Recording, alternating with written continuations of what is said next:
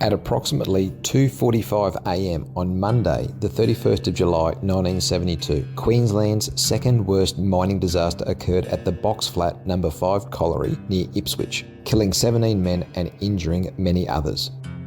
An inquiry was held in Ipswich, which commenced on October 23, 1972 and closed on the 7th of November 1972. The inquiry found that a coal dust explosion was initiated by recirculation of a fire which had developed due to spontaneous combustion. 9 recommendations were made from the inquiry. Box Flat was an extensive mining complex and had been mining in Ipswich since 1900. There were multiple mines in multiple seams. The mine was worked by board and pillar, with several surface portals that entered the mine via steep drifts following the dip of the coal seams.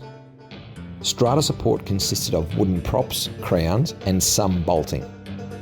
Following mechanisation, mining operations were by way of a Lee-Norse continuous miner, with shuttle cars fitting conveyors to transport the coal to the surface. At 4:35 p.m. on Sunday, 30th of July, the manager had started the main surface fan to restore ventilation of the mine following an 11-hour stoppage due to a power outage at the mine. In the absence of any gas monitoring system, his diligent practice of smelling the air detected a slight paraffin smell of a possible spontaneous heating somewhere in the mine. Others could not detect the smell. Still concerned, the manager and the under-manager in charge made an inspection of the mine in an attempt to detect the source of the strange smell in the return ventilation. At approximately 5:25 p.m, both men entered the mine via the No. 7 man and supply tunnel to carry out an inspection. After approximately 45 minutes, the location of the heating was detected in the No. 5 mine south return. Smoke had filled a dead heading against the stopping, but no smoke was observed in the return roadway. Crawling on their hands and knees under the smoke, a small heating was identified. The glowing coal was reported as being approximately 1 metre square in area with no flames present. Not being able to extinguish the heating themselves, the managers returned to the surface to arrange help to handle the situation. It was believed that it could be handled quicker if assistance was arranged rather than trying to put it out themselves. After calling men to the mine, the first team departed the surface at approximately 7 p.m. via the No. 5 mine man and supply road. The general manager led the men to the heating. By 7:45 p.m, water was being applied to the heating, which was reported as glowing coal and not a fire, but it was growing. Around the same time, a request was made to the manager, who was on the surface, from the general manager underground to slow the fan down, presumably to reduce the airflow fanning the heating. In response to this request, the manager set the main fan to a ticking overspeed at around 8:15 p.m.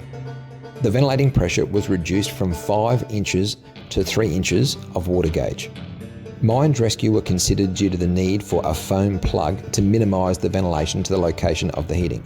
The Queensland Mines Rescue Brigade were contacted at approximately 8:15 p.m.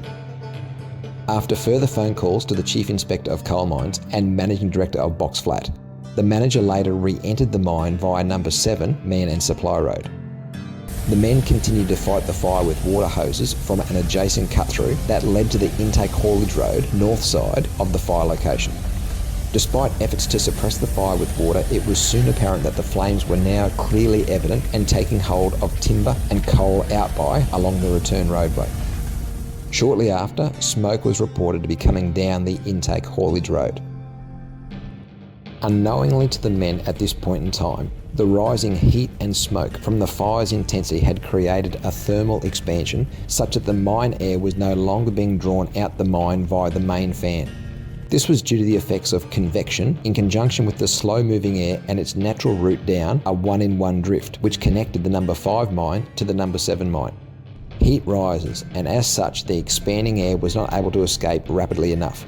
This in turn caused a pressure equilibrium between the intake and return roadways, forcing a set of double air doors located just in-by of the drift to open. In normal circumstances, the doors were held closed due to the pressure difference between the intake and return roadways. What happened next is known as recirculation. Instead of the return air, smoke and gas normally being exhausted out of the mine, the airflow was now recirculating through the air doors into the intake haulage road and feeding into the intake air and back over the fire. By approximately 10 p.m, the decision was made for all men to evacuate the mine due to the thick smoke now circulating into the intake air roadway. The fire continued to rapidly grow along the return road. At approximately 11:15 p.m, Mr. Hardy, the inspector, with others went back into the mine with a view to reaching the doors concerned and correcting the position. However, they were unable to reach the doors on the account of the smoke. A further attempt was made to reach the doors by travelling by way of the pit bottom using self-contained breathing equipment. This attempt also proved abortive. It was remarked that the firefighting teams were in retreat from the fire rather than advancing on it. The men returned to the surface at approximately 12:15 a.m.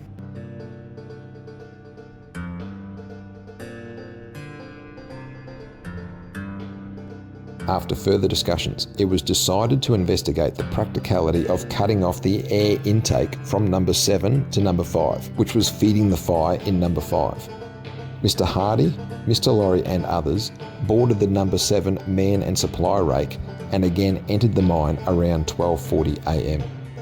Basing their findings on the conditions observed in number 7, the men returned to the surface at approximately 1:20 a.m.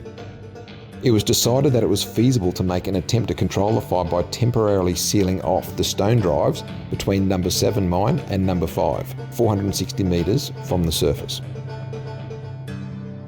At approximately 2:15 a.m, a team of 14 men entered the number 7 mine man and supply tunnel with the intention of carrying out this decision into effect.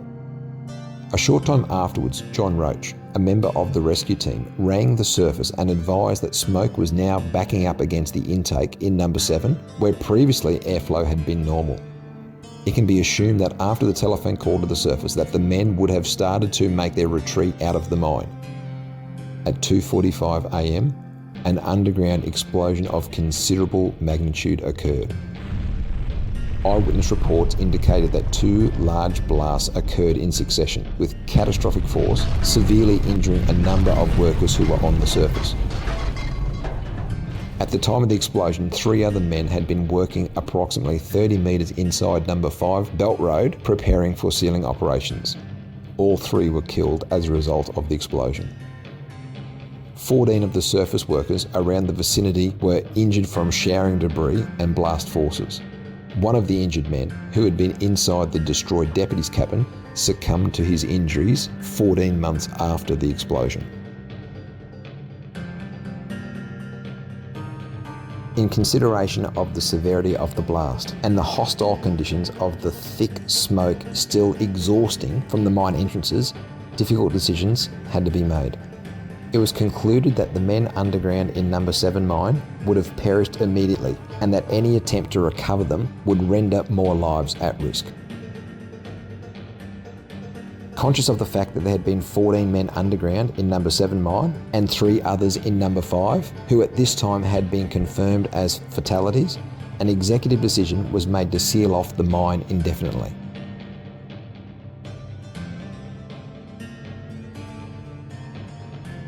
By 5:45 p.m. on Monday, the 31st of July, just 15 hours after the explosion, all mine entrances were sealed, entombing the 14 miners below ground.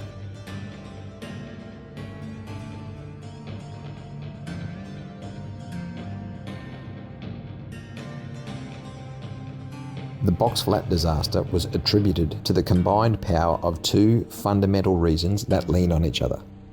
The timing of the coal's spontaneous heating within the mine could not have been worse. If the 11-hour fan stoppage had not been in place, the temperatures probably would not have reached the level they did, and thus the fire would never have ignited.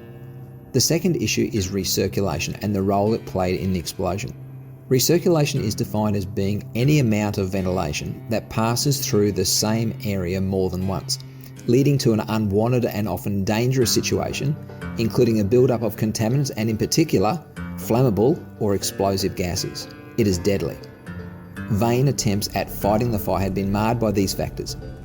The inquiry found that there was a complete lack of knowledge of the risks of recirculation, and it is an area where education of all personnel associated with mining might be improved.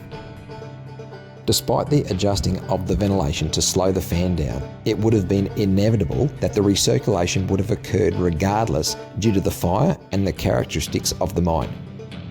Box flat was particularly complex due to the interconnection of workings in multiple seams.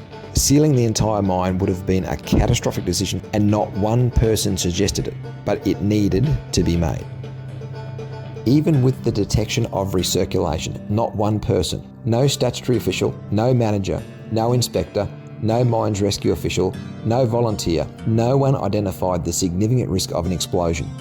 The inquiry concluded that there was an industry issue with regard to the knowledge of the industry in relation to controlling mine fires. Sadly, only 3 years later, a spontaneous combustion and fire resulted in an explosion at the Kayanga mine near Moura, killing another 13 miners. The Box Flat inquiry outlined 9 recommendations in light of the evidence given. The lessons learned from the Box Flat disaster and other mining disasters come at a cost far too great to allow those events to be repeated. In memory of the Box Flat miners, lest we forget.